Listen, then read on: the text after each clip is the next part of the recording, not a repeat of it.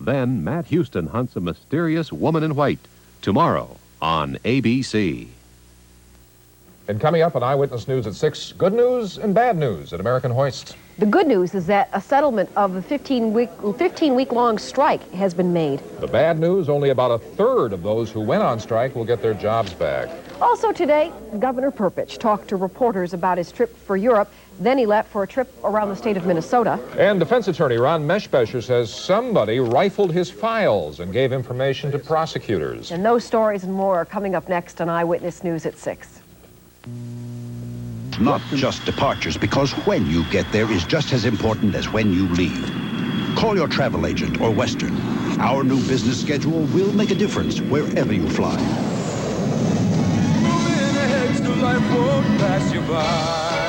Western Airlines, we've got a name to live up to. Yes, I remember the Red Baron. I remember the Red Baron very well. I remember the long goodbyes, the way he always took off at dawn. I remember his courage, the special feeling he had for his plane. They say the Red Baron loved to fly, but his true passion was pizza. Red Baron frozen pizza. Soon you too will remember the Red Baron. It's the biggest twist of summer, the biggest splash, the freshest flowers, the loudest laugh. It's Valley Fair's last weekend featuring Oktoberfest, a polka band, polka dancing, and specially priced great German food.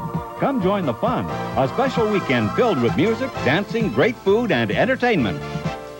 It's a laugh going up, it's a scream coming down. It's the biggest family day around.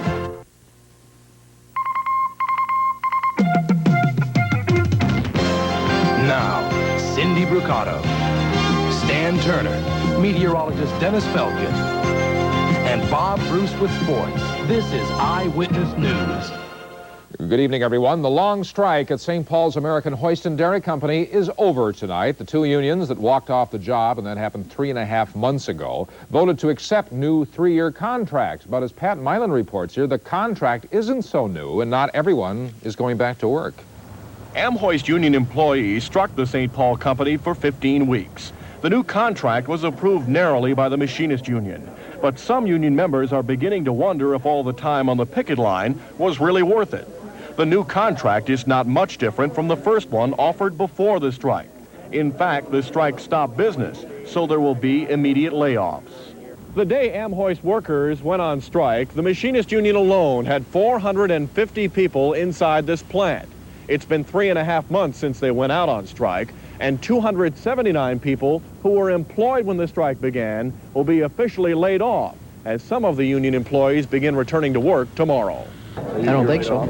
I'll be laid off. If they're asking for 20 welders, I'm sitting about 32, so I don't think I will be. And how long have you been with the company? About 15 years. To go back to work, a union employee must have 20 years seniority with Hoist. That, along with the minute changes in contract language, had many machinists grumbling as they picked up their last strike checks today.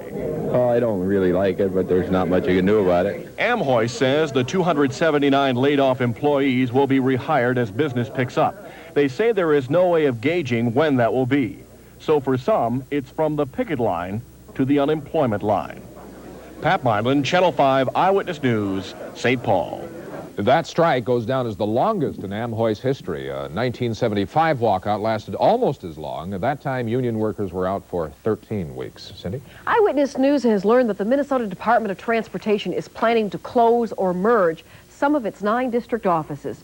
Today, a state transportation official confirmed that district engineers are preparing a report which eventually will result in a leaner look for the highway department. Now, we don't know whether there'll be any layoffs, but 5 district offices in the west and northwestern part of the state are being studied very closely for merger or elimination. The district engineers have been ordered to make a full report on their operations by December 1st. Stan? Well, Governor Rudy Perpich says that his recent European mission has helped convince him that Minnesota can become an international trade center. Perpich predicted today that the state will attract foreign investment and become what he calls a world-class state. He said the Twin Cities area will be, and we quote here, Paris, Rome, and Vienna all rolled into one. But Perpich has been under attack by independent Republicans for his 3-week European trade mission. The Republicans say Perpich should concentrate on improving Minnesota's climate for existing businesses. But Perpich says that his diplomacy will show tangible results, and he says those results will be seen soon. He also says that such missions soon will become basically commonplace. By the time I leave office, our efforts in foreign trade should become institutionalized. There should come a time when it is no longer newsworthy when a governor or representative of the state travels to foreign lands. Perpich will be getting a series of news conferences in outstate Minnesota and the Dakotas next week in order to discuss his 27-day trip. Cindy? Paris, Rome, and Vienna. We're going to have to learn another language, I think. Jawohl. Perpich's North Dakota counterpart doesn't care much for the Buy Minnesota law enacted here. So Governor Alan Olson has ordered North Dakota state agencies to favor North Dakota companies over Minnesota companies. Governor Olson says his executive order applies just to Minnesota because we are the ones trying to shut out just North Dakota. The Buy Minnesota law, in which the state buys state-made products, even if they're a little more expensive, has come under attack. Critics say it's not working, and Governor Perpich says he's had second thoughts about the bill since signing it. Stan? Cindy, the governor is still big on peat, though, and he had to be happy to hear that Georgia Pacific may be interested in going into the peat business right here. DFL State Senator Doug Johnson says the company will be looking over Minnesota's peat bogs with an eye to going into production. When we return, a nursing home says in court it can't make ends meet with Medicaid recipients as residents.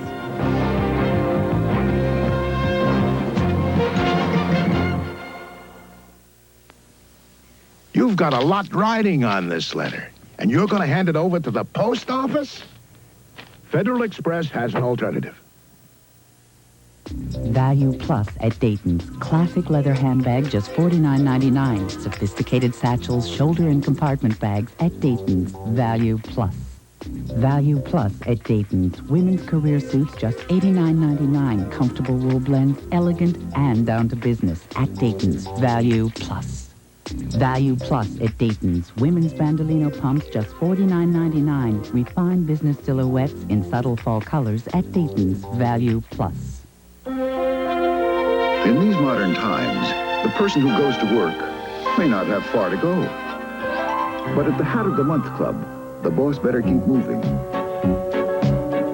To keep the books, organize the files, write the letters, check out the inventory, find time to create, and still keep on top of things.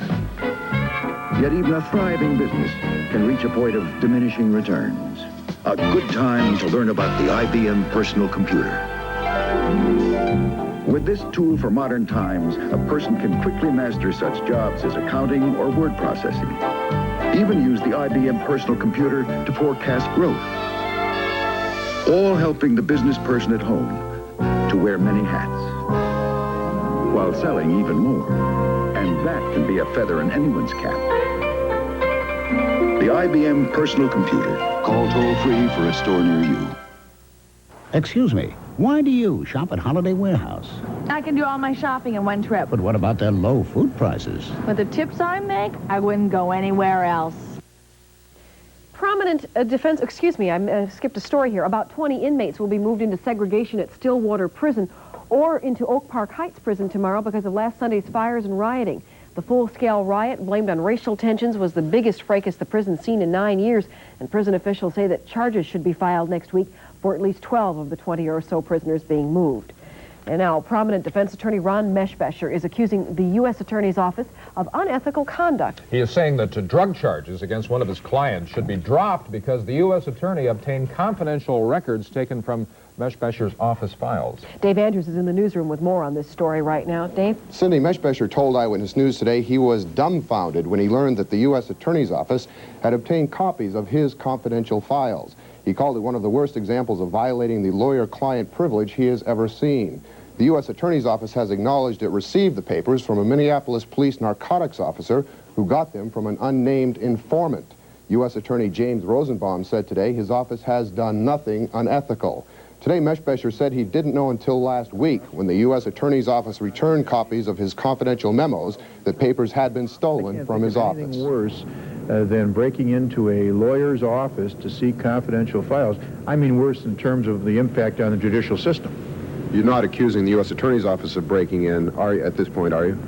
I don't know who to accuse because I can't get at the facts. The government has hid behind a so-called informant privilege, and they refuse to tell me how they got these documents.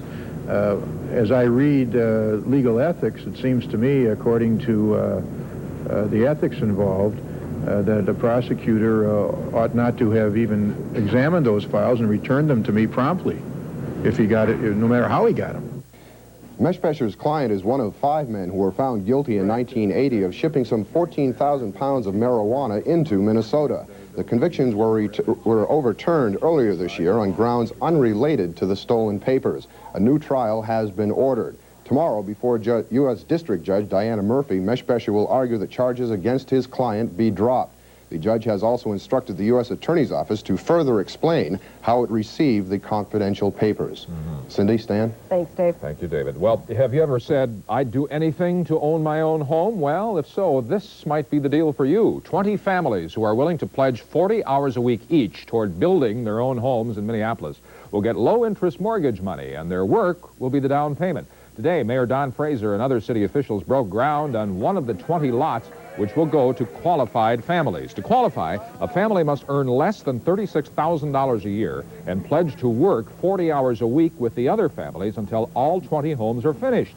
Housing officials say it's just like an old-fashioned barn raising, except each family will be trained in building and be totally supervised. Other communities have had success with this so-called sweat equity program, and officials here figure each homeowner will have the equivalent of a $20,000 down payment. Mortgage money for the remainder will be available at 10 7/8%. So, if you are interested in this, call 521-3581. Once again, 521-3581. Cindy? A Ramsey County nursing home wants to drop some of its patients to make more money. And as Carolyn Bruchter reports, the controversy has ended up in court. For the last 7.5 years, Donald Landis has come to see his wife Alberta here at the Lake Ridge Nursing Home every day. Mrs. Landis has multiple sclerosis. She says she likes it here, but soon she may be forced to move to another nursing home, simply because she is a Medicaid recipient.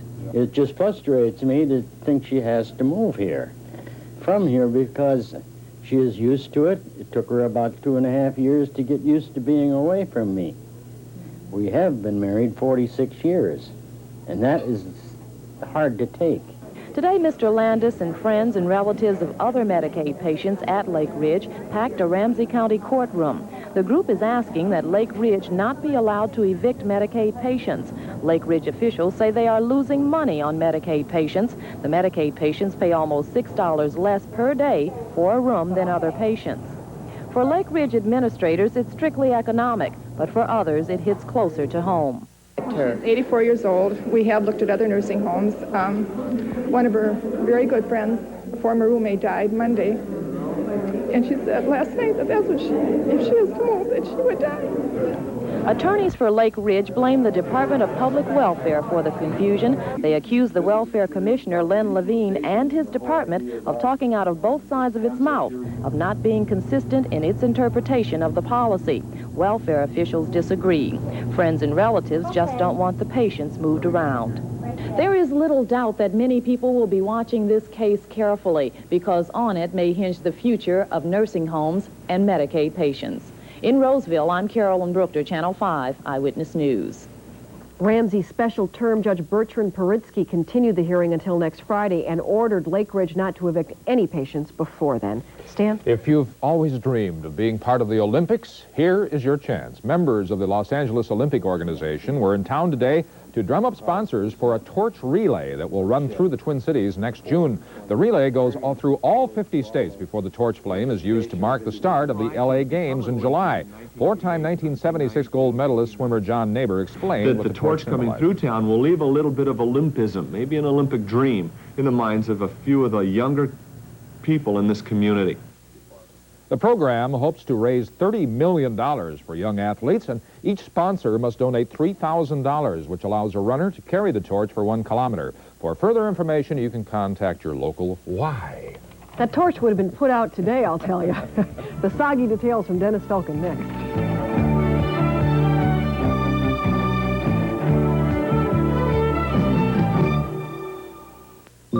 Every year, year, about this time, something wonderful happens. Kids everywhere find themselves back at school. McDonald's would like to make the occasion even happier with McDonald Land character pens. There are 5 McDonald Land characters, and you can collect a different one each week for only 59 cents with any purchase.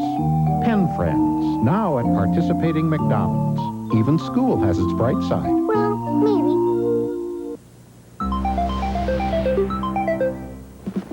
During our big fall sale, all Lampert Garage models are on sale with 9 3/4% financing.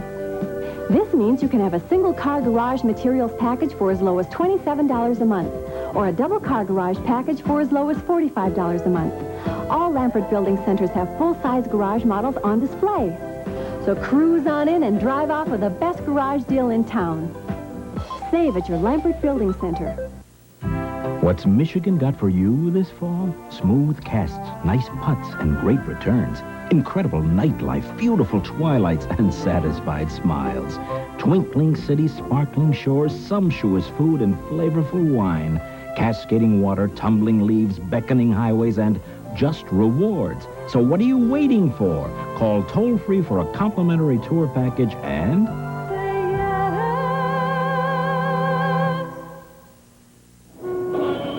I make double what my father made, and I've got less to show for it. People need help with their money. They need straight talk and simple answers from someone they trust.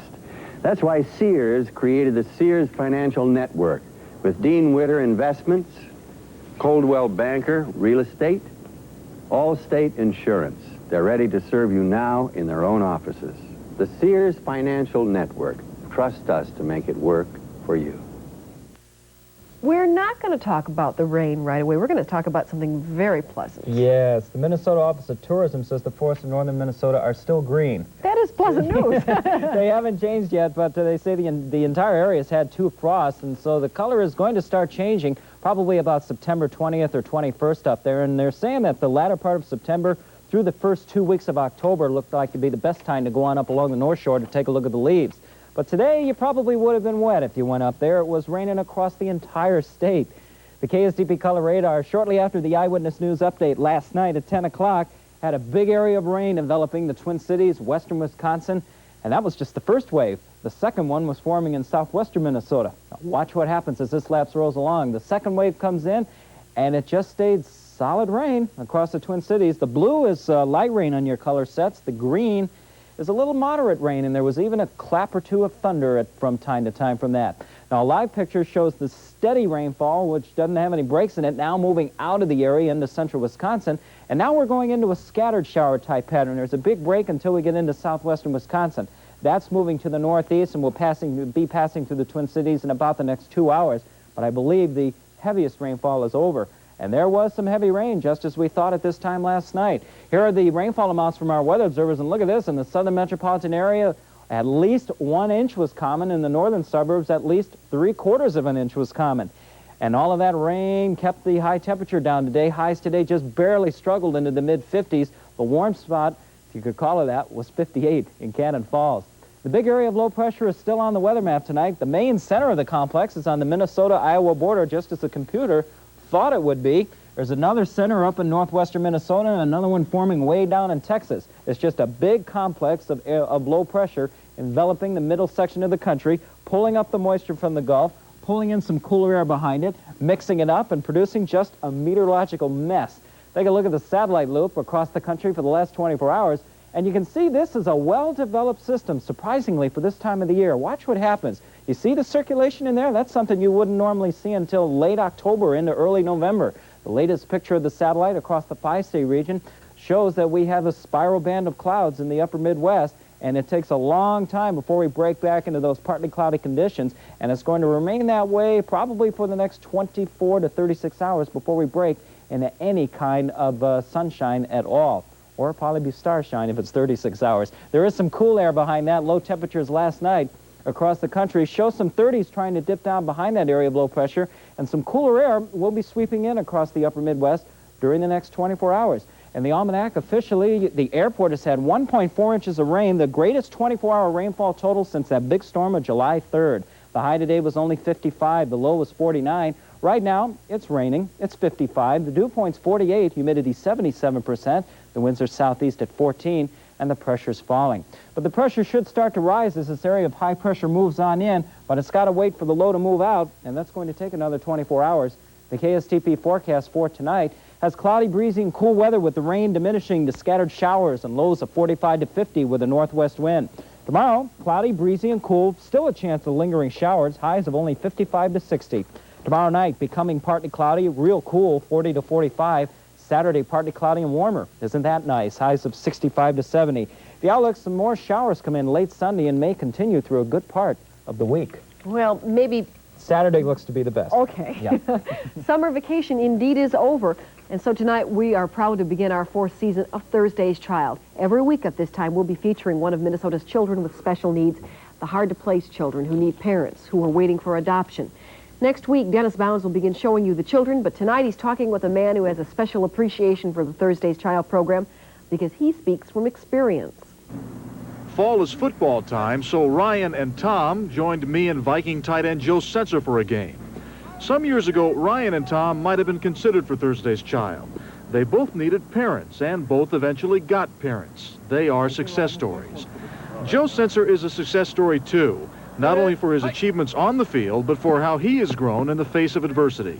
I had a similar situation that some of these kids go through. I was not an orphan, per se. I lost my father when I was very young. Through his childhood, Joe lived away from home for a while, so he has a particular appreciation for why kids need parents to lend them direction and give them love that will last a lifetime. This world is tough enough, you know, growing up, but to have a situation where you don't have a family, you don't have people that care about you, that even makes it harder. And I think what Thursday's Child does, it gives people in Minneapolis, St. Paul, an opportunity to see some of these kids that lead very normal lives, or could lead very normal lives if they were just given a chance.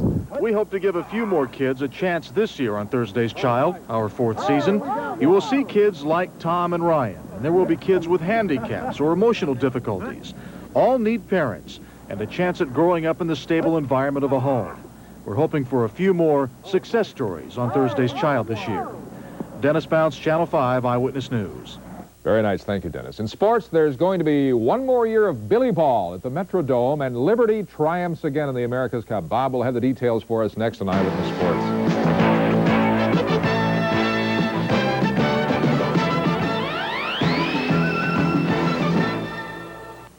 Nobody came to see our house. Then this sign went up. Suddenly, people everywhere. They go inside to look around and send their kids out to play with me. Ever play giddy-up horsey with a yard full of kids? We've helped almost 1 million people buy and sell homes. We're Realty World, the results people. I do all the work. Realty World gets all the credit. When you're ready to list or buy a home, call the Realty World office nearest you. Program dinner when you leave home. Have it ready when you get home. And do it economically. JCPenney has great savings on this touch control microwave with 12-hour serve time feature that fits cook time around your time, plus speedy defrost and memory for one-button cooking. Our touch control microwave. Just set it, forget it, and save.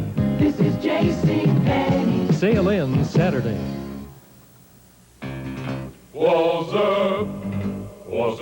Walpaw, never seen so many pickups. That's right, son. Walter Ford always carries a huge selection of pickups and four-wheel drives, and now there's a huge sale on a Hunter Special for the purchase of any new truck. They're throwing a step bumper and a topper. Like this one here, Paul? Yeah, and not only that, if you buy before 6 o'clock Saturday, they also throw in a brand new Remington 1100. Oh, that's incredible. No, son, that's 36th Street at Highway 100, St. Louis Park.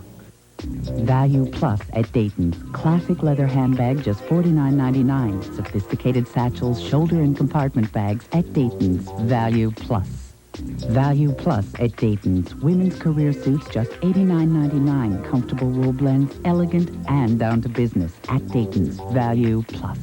Value Plus at Dayton's. Women's bandolino pumps, just $49.99. Refined business silhouettes in subtle fall colors at Dayton's. Value Plus.